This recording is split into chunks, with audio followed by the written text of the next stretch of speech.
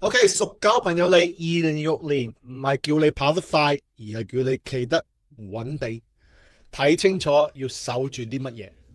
OK，總括嚟講，屬狗朋友你火馬年節奏快，能量強，氣勢大。對於屬狗朋友嚟講咧，呢一年係叫做被支持、被燃起嘅一年。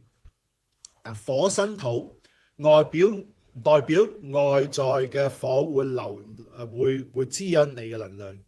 你嘅力量喺2026年，你會發現人開始會揾你傾偈啦，聽你講嘢啦，同埋等你拍板，因為你嘅穩定就係其他人嘅安全感。但係火旺都意味咗一樣嘢，就係話節奏會快，情緒急，所以重點唔係去衝人，而係有節奏咁樣行。喺2026年，你喺熱鬧中要保持冷靜，喺行動中要守得穩。好啦，喺影片裏邊我分8個範疇去講一講屬狗喺2026年嘅運程如何。第一，自我盤點 （SWOT analysis）。2026年你最犀利嘅地方就係你唔亂，因為世界急，但係你可以慢。問題就係話，當外面好嘈嘅時間，你仲記得自己想守住啲乜嘢呢？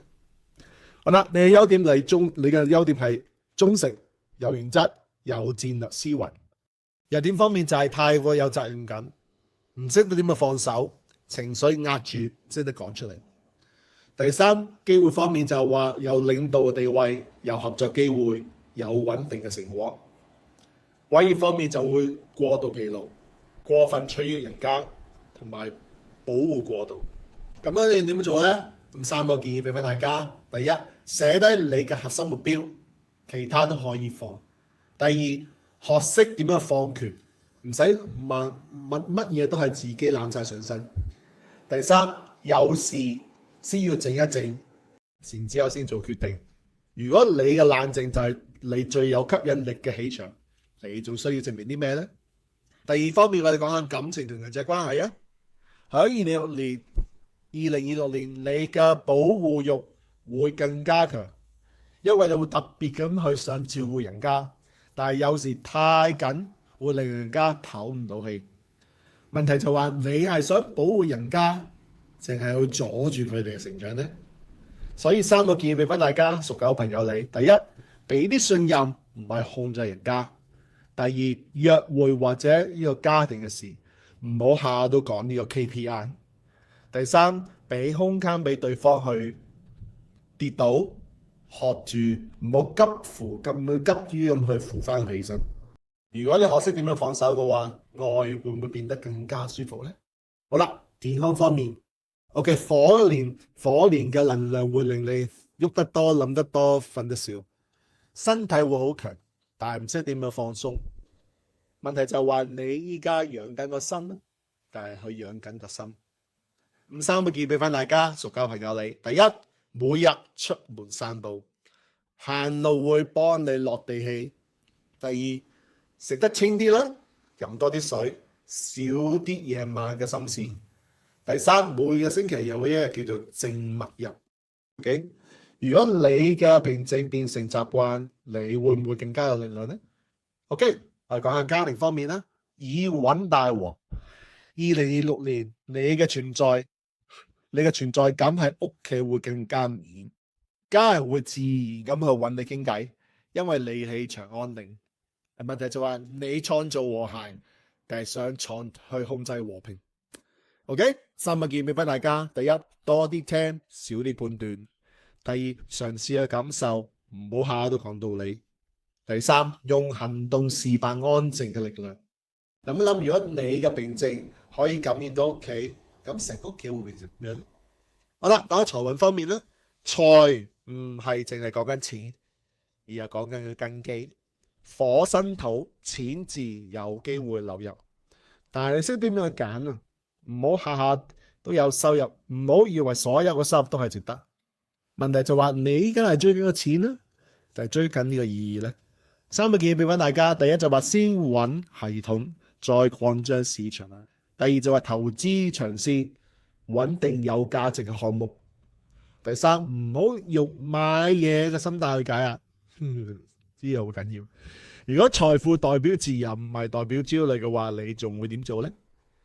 好啦，事方面同生意方面，信任係你最大嘅資產。2026年你會被重用，俾人依賴，你唔需要講太大嘅話題，自然人家就會相信你講嘅嘢。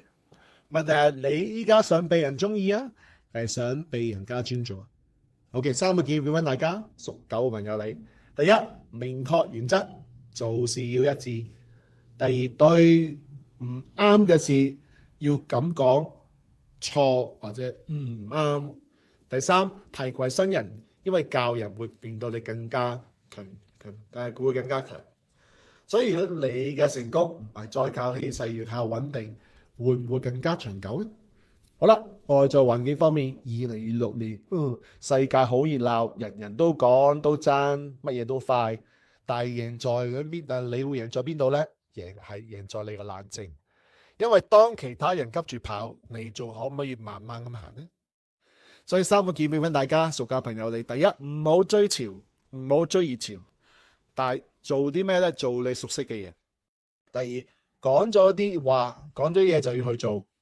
信任就係你嘅呢個承諾。第三，唔好駁嘴，用實力去講嘢。OK， 如果可靠變成你嘅品牌嘅話，世界會點樣睇住你呢？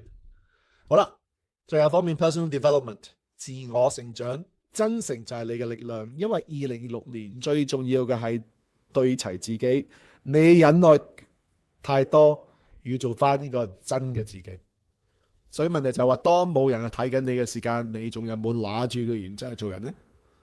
好啦，有啲咩可以做呢？第一，寫低你最重視嘅3個信念。第二就係放低個罪疚感，唔需要對所有人都咁好。